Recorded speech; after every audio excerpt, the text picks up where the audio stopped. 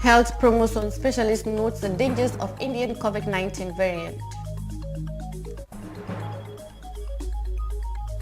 Immigration spokesperson stresses that harboring undocumented persons is threat to national revenue.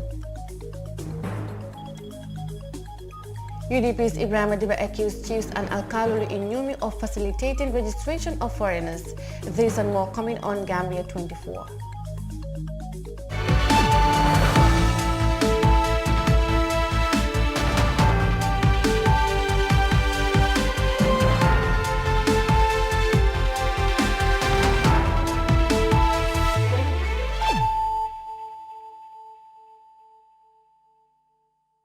Good evening, this is Gambia 24 News with me, Mariama Cham, and thanks for joining us. The Gambia is keeping a close eye on the dangers posed by the Indian variant of COVID-19 following the confirmation of at least 2 positives on travelers from India. The Deputy Director of Health Promotion and Education at the Ministry of Health flagged the Indian variant as more dangerous than the UK variant of the virus. More in this report by Ndesi Sise. COVID-19 has forced many countries, including the Gambia, to take stringent measures to contain the spread of the virus, giving birth to various degrees of economic backlash. With the outbreak of the Indian new variant in the Gambia, health authorities are so much awake to halt or better still, roll back further incidents. Deputy Director of Health Promotion and Education, Sanjali Trawale, exposed the nature of COVID-19 in the form of this variant. One can harbor the virus without knowing it for a long time. So it's not easily detectable. And you may be carrying the virus without any sign or symptom. So this is the most difficult part of it.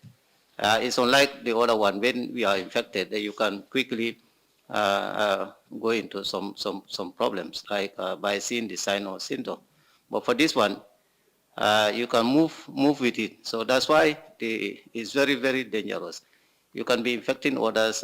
It can be widespread. It can be transmitting without even knowing that you even have the virus. So since this one was detected sometime in April, one of the measures we are doing is like anybody coming from that hotspot, not only from India, but any other hotspot, we will put you on quarantine. That's exactly what we are doing. We put every person, every traveler coming from any hotspot on quarantine. Now what we are also doing is we are following the contacts. This person, when he came, he was at home, and he was actually living with family members. And you may know that some of those family members must have interacted with others. So what we are doing is we are trying to track those very people they had interacted. The registration of the Indian variant in addition to the UK variant in the Gambia, according to Mr. Trawale, calls for more vigilance among the population and harder work on the health sector. I think people should take this thing very seriously, because we were battling with the original virus last year. And now we have these new strains. So this should be worrying. Having new strain should be worrying. So that's the reason why we are saying people should take up precautionary measures that we have been advocating, that we've been saying, that we've been advising people to do. These are the use of face mask, hand washing, and recently vaccination. The United Nations issued a press release 2 days ago calling on the Health Ministry to take urgent action against the new variant by tracing and isolating those exposed to the variant. According to the latest situational report by the Ministry of Health, the Gambia has recorded 5,993 confirmed cases, out of which 5,780 have recovered. 179 deaths were also recorded across the country. Reporting for iAfrica News, I am Ndesi Sise. President Adama Barrow has earlier today arrived in Conakry, Guinea for a 3-day state visit. President Barrow will have a tete-a-tete with his Guinea counterparts, followed by a bilateral meeting between officials of the two countries. The Gambian leader is expected to reinforce ties between the two nations and hold talks with the Gambian community in Guinea. Guinean President Alpha Condé was among the regional leaders of ECOWAS who played an instrumental role in negotiating the terms that sent ex-President Yahya Jammeh on exile following the 2017 political impasse in the Gambia. As Operation Zero Crime continues, the Gambia Police Force and its sister securities updates the media on its round 2 of the operation since its inception months ago. Giving an update on crimes related to immigration issues, the spokesperson of the Gambia Immigration Department says harboring individuals with no proper documentation is illegal and a threat to national peace and revenue. Details of that in this report. Proper documentation is seen as a challenge to non-Gambians in the country as many migrate to make ends meet for their families in other countries. In its second meeting with the press on their patrol activities, the Operation Zero Crime Task Force has apprehended 265 individuals from the 16th of April to 23rd of May 2021. These individuals have been arrested on various crime offences. Out of this figure, 88 people were arrested for lack of proper documentation. Mamanding Diba, spokesperson of the Gambia Immigration Department, frowned at those who harbor people without proper documentation. Piero Diba adds that the illegal act affects not only national peace but also loss of revenue collection for the state. The existence of undocumented aliens in the country does not just pose a security threat, but also it deprives us the much needed revenue. You can imagine within this short space of time, these people, these 88 people, who were arrested in the country without the prescribed documents, were asked to pay and regularize their stay in the country. And that action have generated, a revenue of over $120,000. So can you imagine how many more are, hanging elsewhere around the country and how much money, is attached to those people's, issue of not documented in the country. The main activities of the Operation Zero Crime include patrols, mainly on both vehicle and foot patrolling. Meanwhile, Superintendent Lamin Jai, spokesperson of the Gambia Police Force, says they have widened their scope of operations to look into crimes being committed by taxi drivers. Vehicle checkpoints are being mounted at very strategic places to ensure that we deal with an emerging situation, which is to do with crimes that are perpetrated by taxi drivers or drivers per se. And so this is something that has been highlighted so much in the Operation Zero Crime Phase 2, which we have launched not long ago. Operation Zero Crime Phase 1, we've done that up to the 16th of May, and then we have again launched Phase 2. And Phase 2, we are paying specific attention to taxi drivers involving in crime and crime-related issues, and that is why in Operation Zero Crime Phase 2, we pay particular attention to taxi spot and spot checking, which is done by our traffic department as well. Out of the 265 individuals, 49 of them were not connected to any crime and were set free. 27 individuals were arrested on drugs-related crimes, 88 individuals on immigration-related matters, while the remaining individuals were charged with criminal offenses relating to going armed in public, breaking and stealing, possession of suspected stolen properties, and traffic matters, among others. Reporting for iAfrica News, I am Mariama Cham. That update from the task force of the Operation Zero Crime will take us to a quick break, but we'll be back shortly with the rest of the news on Gambia 24. Stay tuned.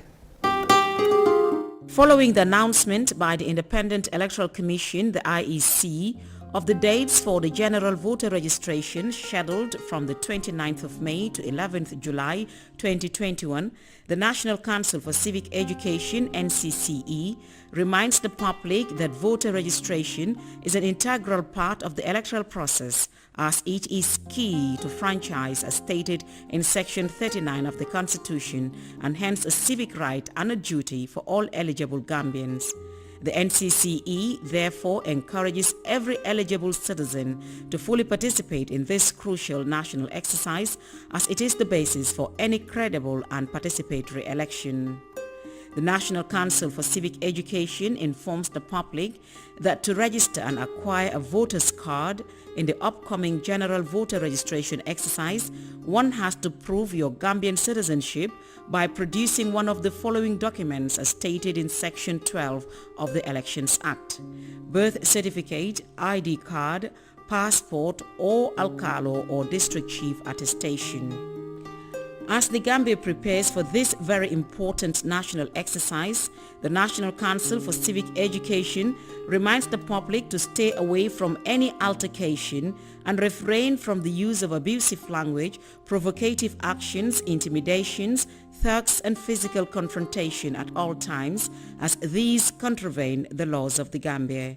The public is encouraged to follow due process to seek redress when the need arises during the period to ensure that peace and stability prevail throughout the process.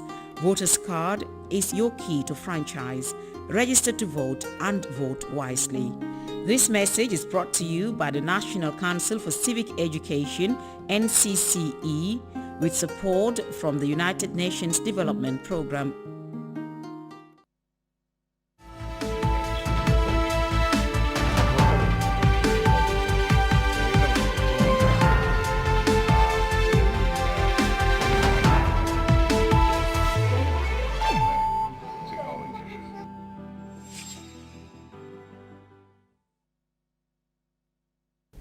Welcome back, and this is still Gambia 24 News.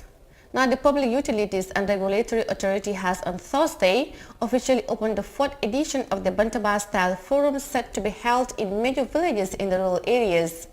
This method of discussion is adopted in ensuring equitable distribution of services to all constituencies across the Gambia.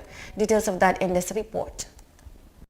As service provider regulatory body, different methods meant to deliver inclusivity to all customers is of paramount importance. Thus, PURA came up with the Bantaba-style forum that enables consumers to be informed of their rights in respect to the service they consume on a daily basis. Yusufa M. Job, Director General of PURA, said this mode of operation has yielded positive results since inception. The authority recognized this and established the Consumer Parliament, which was employed mostly in the urban areas. However, it became very clear that it is not the same way that we are doing in the urban areas that could be utilized in certain areas, and that there was a need to adapt and ensure that we tailor what we do in the urban areas to the needs and access of the rural people, so that they also are taken on board. And this was the main issue of the setup of the Bantaba, from what I understand. And therefore, it is essential that the same equally effective method is used and designed to ensure that the regulated services are available throughout the country. The 10-day outreach program will avail at least 23 villages the opportunity to directly converge with officials from different service providers, as the Greater Banjul areas takes the format of the Consumer Parliament, which house both consumers and stakeholders in a National Assembly setting. Rural areas will be conducted in social networking format known as the Bantaba. This, according to Alu Momodungom, Chairman Pura Board of Directors, is supported by the Pura Act.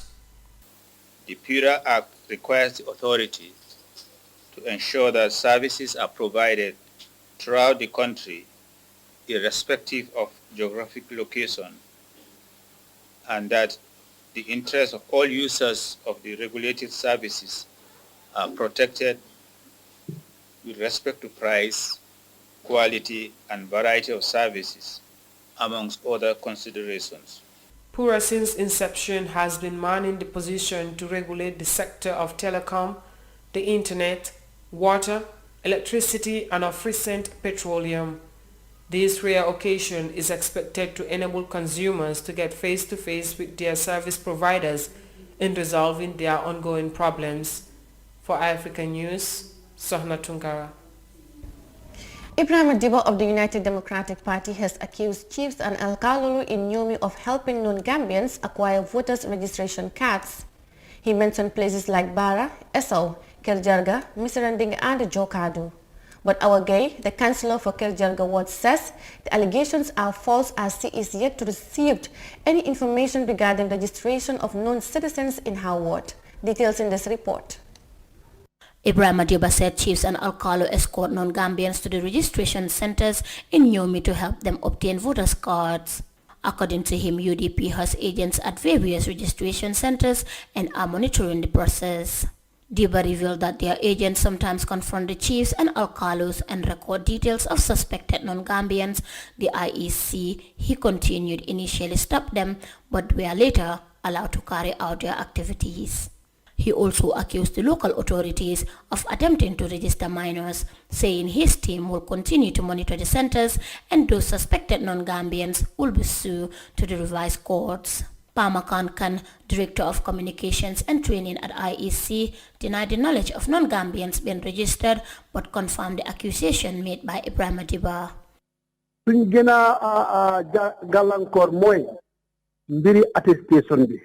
The problem is with the issuance of attestation. You will see an underage being given an attestation to get a voter's card. That's a big problem out here. The law says voter's cards should be issued only to those that have 18 years and above. And if at all the person will turn 18 before the election date, they are allowed to get a voter's card. But now, if you want to register underage, I think that's a big problem. Khan is convinced that the IEC will soon issue a press release about the situation as it could further tarnish the image of the process. Commission the IEC Nangine and Linkane Moy press release wa pour ñaax nit yi ñu bàyyi jikko yooyu noonu. I know very soon the IEC will issue a press release about the situation because this won't take us anywhere and it can spoil the process. As the saying goes, elections are not a child's play. So we don't want the underages to interfere in an election process. And that's where we stand. We are urging the alcalos as well not to give an attestation to the minors because that's not right. However, our Gay, the councillor for the Kirjarga ward, who won the seat in the last by-election under the NPP ticket, refuted the allegation. She said the chiefs and alcalos don't help people obtain voters' cards. To her, the agents from various parties are present in all centers, and if anything of such happened, it would have been communicated to all.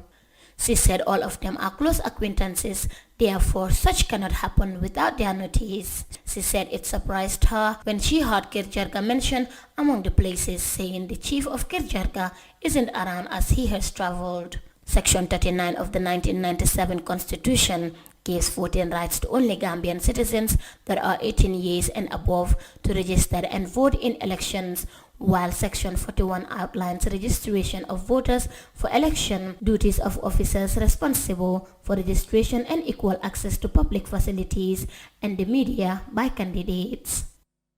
For iAfrica News, I am Fatoumata Kasim. The European Union COVID-19 Initiative Project has on Thursday donated Gambia Red Cross Society with new transport equipment meant to support responses in COVID-19 operations across the country. Since the surfacing of the global pandemic, the Red Cross Society with support from partners served as frontliners in the fight against the virus. More in this report by Sohna Tunkara.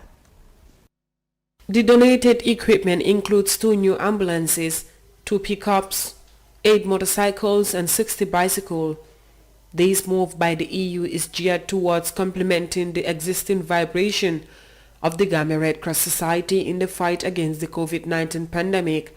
Corrado Pampaloni, EU ambassador to the Gambia, said the move is part of the initiatives that EU intends to support the Gambia COVID-19 response plan.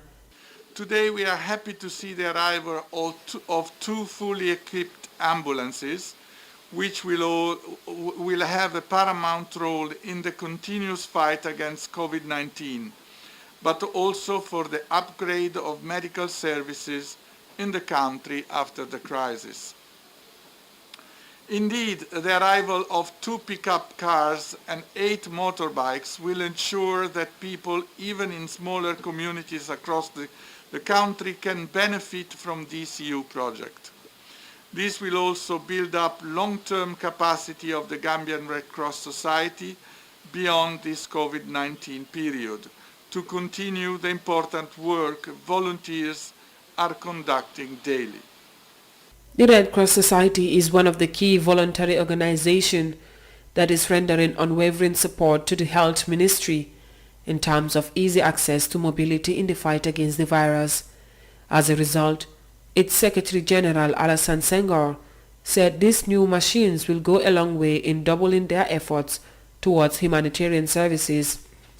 However, with some existing factors undermining the efforts of medical officers in their shared values of eradicating the pandemic, Mr. Senghor added that the country should strengthen the preventive measures. It has progressed, but we are yet to see light at the end of the tunnel. It's unfortunate that as we speak, many Gambians think that COVID is gone. But I think today, in this day and age where social media is active and the media in general, the print, electronic media, we have access to them 100%. We can see what is happening in other countries, in India, for example. And today, we are very unfortunate that we have few cases of the Indian variant in this country. And that alone is a warning sign in terms of how we need to strengthen our prevention, but also our preparedness. In the Gambia, many developmental policies do not seemingly shift attention to the rural areas. These, according to critics, is decentralizing development on one side, leaving rural settlers in suspense. Although it's evident that most hospitals in the rural communities are living with little or no standard medical facilities, the Red Cross Society is equipping its many branches across the country. Despite the progress in that front, Mr. Senghor said they are still facing some setbacks due to some transformational process the central level is undertaking. The Gambia Red Cross is going through a transformation process. And the transformation process starts at central level. And now we are consolidating at central level because this is where policy directives are coming from the board to the management, and then it goes from management in terms of implementation going to the branches. So what we are doing now is to strengthen the structures at headquarters level, getting professionals on jobs, getting departments created, getting new projects, and then push them to the branches. So our second phase of the transformation is to go down and strengthen our branch capacity, which we have started already, to ensure that every region has a functioning branch office with the infrastructure and the required staff. The Gambia Red Cross Society has been noticeably recognized for its rapid support since the Gambia registered its first case in March 2020. They provided continuous voluntary services, including mass sensitization and burial services, among other undertakings. For iAfrica News, Sohna Tunkara. The report by Sohna Tunkara on the EU's COVID-19 project donating transport equipment to the Gambia Red Cross Society brings us to the end of Gambia 24 News. I am Mariama Cham. Thanks for your company and a good night.